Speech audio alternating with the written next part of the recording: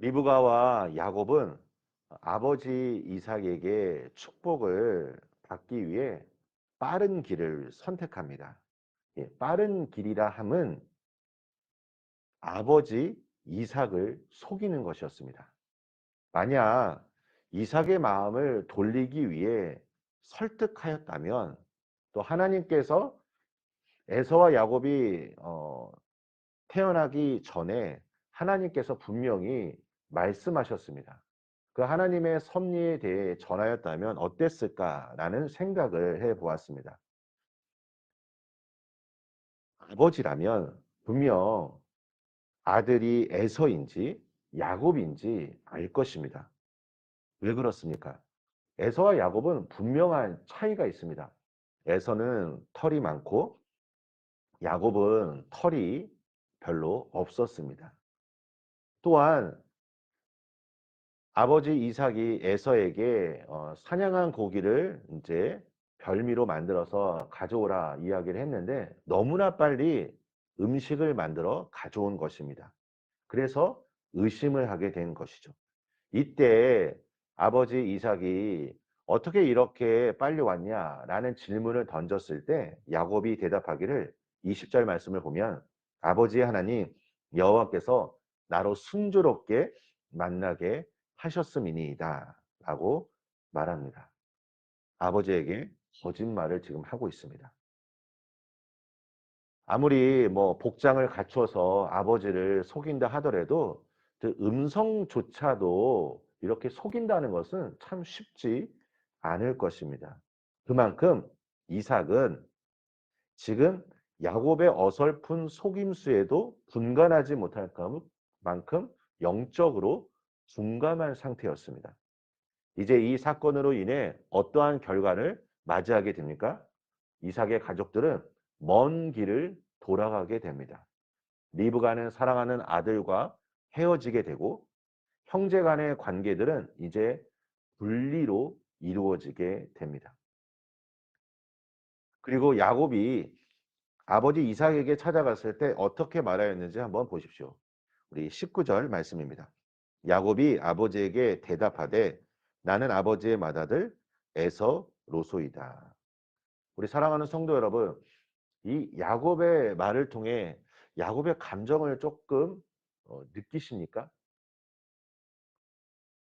만약에 본인이 정말 맏아들이고 내가 아버지한테 당연히 장자의 축복을 받을 권리가 있다면 그냥 아버지에게 찾아가 이렇게 말해도 됩니다. 아버지, 아들 왔습니다.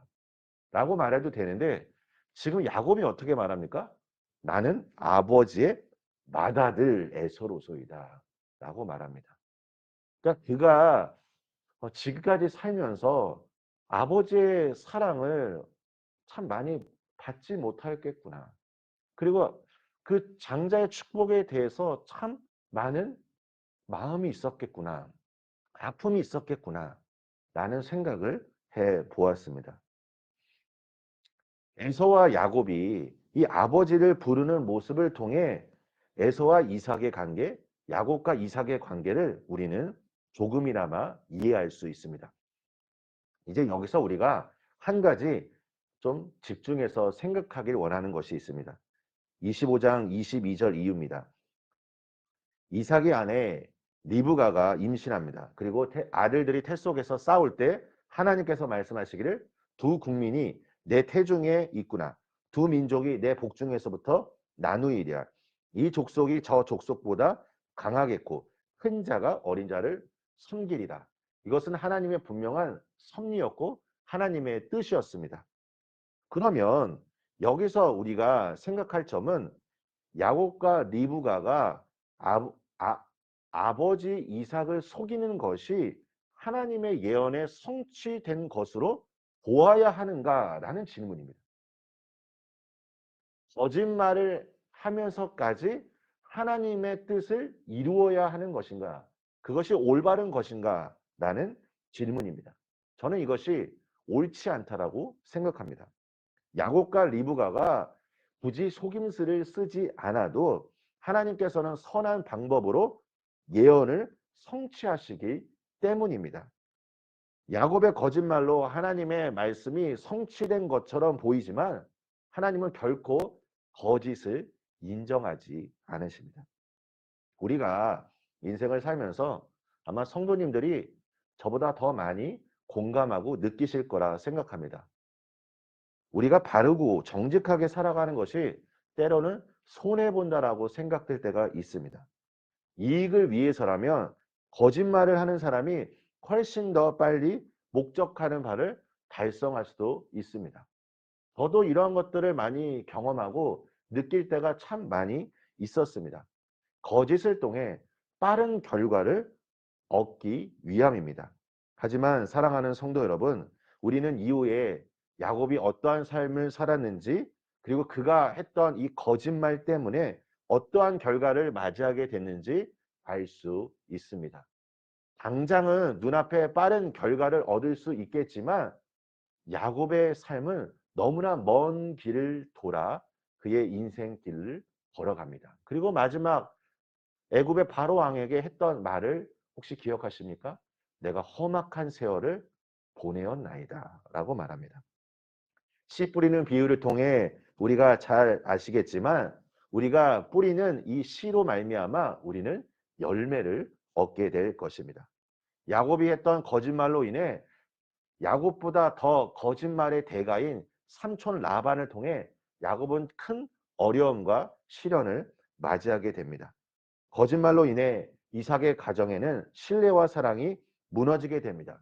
그리고 부모님의 왜곡된 사랑으로 인해 자녀들에게 아픔과 상처만 남게 되었습니다. 우리 사랑하는 성도 여러분, 사람을 믿어야 할까요? 사람을 사랑해야 할까요? 사람을 사랑해야 합니다. 저는 성도님들을 향한 그 미래의 삶이 기대도 되지만 성도님들을 사랑해야 한다고 생각합니다. 언제가 누군가가 이런 말씀을 저한테 했습니다. 아무리 존경스러운 사람이라도, 아무리 사랑이 많은 사람이라 하더라도 그분과 가까이 하게 되면 사람 냄새가 날 수밖에 없다는 것입니다. 완벽한 사람이 없기 때문이죠. 하지만 예수님은 가까이 가면 갈수록 우리는 더 신비롭고 더 귀하고 더 많은 하나님의 사랑을 경험하게 될 것입니다. 사랑하는 성도 여러분, 오늘도 하나님의 사랑만을 붙잡아야 합니다. 그래서 하나님의 사랑이, 하나님의 말씀이 내 삶을 주장하여서 내가 눈에 보이는 삶의 환경에 내가 선택하는 것이 아니라 하나님의 뜻을 온전히 쫓아 순종할 수 있는 삶이 되시길 예수님의 이름으로 축원합니다. 그래서 그 길을 걸어갈 때 하나님의 놀라운 역사가, 그리고 하나님께서 우리 성도님들의 삶을 통해 행하실 그 간증의 이야기가 충만하게 임하시기를 예수님의 이름으로 축원합니다. 우리 함께 기도하겠습니다. 하나님 아버지, 오늘 우리에게 정직한 영을 부어 주시옵소서. 하나님을 더 온전히 알아가게 하여 주시옵소서. 아버지, 우리가 삶의 순간순간마다 하나님의 말씀이 생각나게 하여 주시옵소서. 하나님의 말씀에 순종하게 하여 주시옵소서. 주님, 우리가 가진 사랑으로는 어쩌면 때로 누군가에게 상처를 줄 수도 있습니다. 주님, 나의 사랑은 한계가 있습니다. 오늘 이 시간 하나님의 사랑을 구합니다. 하나님의 은혜를 기대합니다. 주님, 하나님의 사랑으로 모든 일을 행하게 하여 주시고 그 사랑으로 인해 기뻐하고 우리가 또 예수님과의 친밀함이 더 깊어질 수 있도록 은혜 베풀어 주시옵소서. 아버지, 오늘 우리 사랑하는 성도님들이 주님 앞에 기도하는 간절한 제목 하나하나마다 주님 들으시고 응답하여 주시옵소서. 예수님의 이름으로 기도합니다. 아멘.